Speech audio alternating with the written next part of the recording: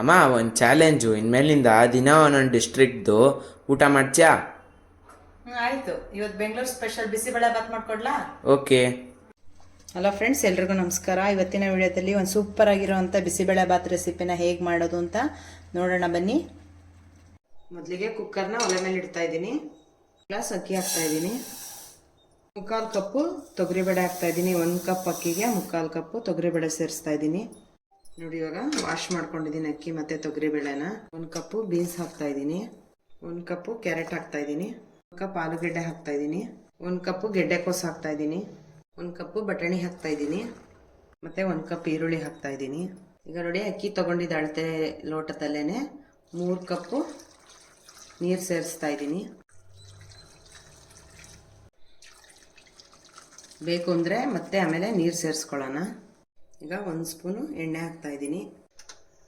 ಈಗ stove on ಮಾಡಿ ಒಂದ್ಸರಿ ಅಕ್ಕಿ, ಬೇಳೆ, ತರಕಾರಿನೆಲ್ಲ ನೀಟಾಗಿ ಮಿಕ್ಸ್ ಮಾಡ್ಕೊತಾ ಇದ್ದೀನಿ.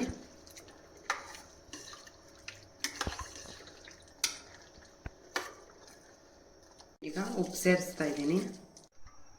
ಈಗ ಕುಕ್ಕರ್ ಕ್ಯಾಪ್ನ ಹಾಕ್ತಾ ಇದ್ದೀನಿ. 3 ವಿಷಲ್ ಆದರೂ ಕೂಗಬೇಕಿದು.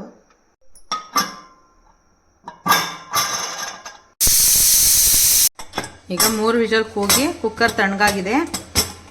ಯಾವ ರೀತಿ ರೆಡಿಯಾಗಿದೆ ನೋಡೋಣ ಬನ್ನಿ. ಇವಾಗ ಕುಕ್ಕರ್ ಇಡ್ತಾ ಇದ್ದೀನಿ ಒಗ್ಗರಣೆ ಮಾಡ್ಕೊಳ್ಳೋದಕ್ಕೆ. ಈಗ 2 ಸ್ಪೂನ್ ತುಪ್ಪ ಹಾಕ್ತಾ ಇದ್ದೀನಿ.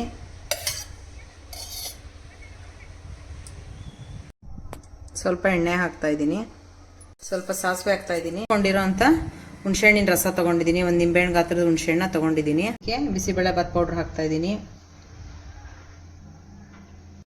ಈಗ ನೋಡಿ, 3 ಟೇಬಲ್ ಸ್ಪೂನ್ ಅಷ್ಟು ಹಾಕಿದ ಬಿಸಿಬೇಳೆ ಬಾತ್ ಪೌಡ್ರನ್ನ ಹುಣಸೆ ರಸದಲ್ಲಿ ನೀಟಾಗಿ ಮಿಕ್ಸ್ ಮಾಡ್ಕೊತಾ ಇದ್ದೀನಿ.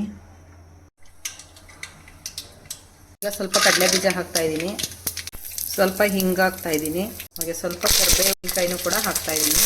ಅದನ್ನು ಸ್ವಲ್ಪ ಫ್ರೈ ಮಾಡಿಕೊಂಡು ಅಂತ 2 ಟೊಮೆಟೊ, ಸ್ವಲ್ಪ ಉಪ್ಪು ಹಾಕ್ತಾ ಇದ್ದೀನಿ. ಟೊಮೆಟೊ ಬೇಗ ಸಾಫ್ಟ್ ಆಗುತ್ತೆ ಅಂತ ಹೇಳ್ಬಿಟ್ಟು.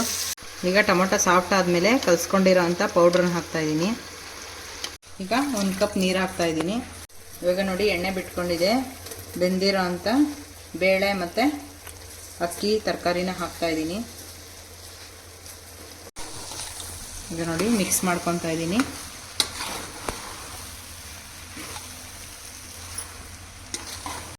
ಈಗ ನೀರು ಹಾಕ್ತಾ ಇದ್ದೀನಿ, 4 ಕಪ್ ಅಷ್ಟು. ಇವಾಗ ನೋಡಿ, ಕುದೀತಿದೆ. ಇವಾಗ ಕೊಬ್ಬರಿ ತುರಿ ಹಾಕ್ತಾ ಇದ್ದೀನಿ.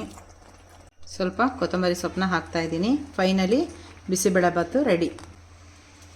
ನೋಡಿ, ಸೂಪರ್ ಆ್ಯಂಡ್ ಟೇಸ್ಟಿ ಬಿಸಿಬೇಳೆ ಬಾತನ್ನ ಸರ್ವ್ ಮಾಡ್ತಾ ಇದ್ದೀನಿ. ನೀವು ಕೂಡ ಟ್ರೈ ಮಾಡಿ ನಿಮ್ಮ ಮನೆಯಲ್ಲಿ ಹೇಗೆ ಬರುತ್ತೆ ಅಂತ ನನಗೆ ಕಮೆಂಟ್ಸಲ್ಲಿ ತಿಳಿಸಿ. ಇನ್ನಷ್ಟು ಹೆಚ್ಚಿನ ರೆಸಿಪಿಗಳಿಗೋಸ್ಕರ ನನ್ನ ಪೇಜ್ನ ಫಾಲೋ ಮಾಡಿ. ಹಾಗೆ ಯೂಟ್ಯೂಬಲ್ಲಿ ನೋಡ್ತಿರೋರಾದರೆ ಸಬ್ಸ್ಕ್ರೈಬ್ ಮಾಡ್ಕೊಳ್ಳಿ. ಎಲ್ರಿಗೂ ನಮಸ್ಕಾರ.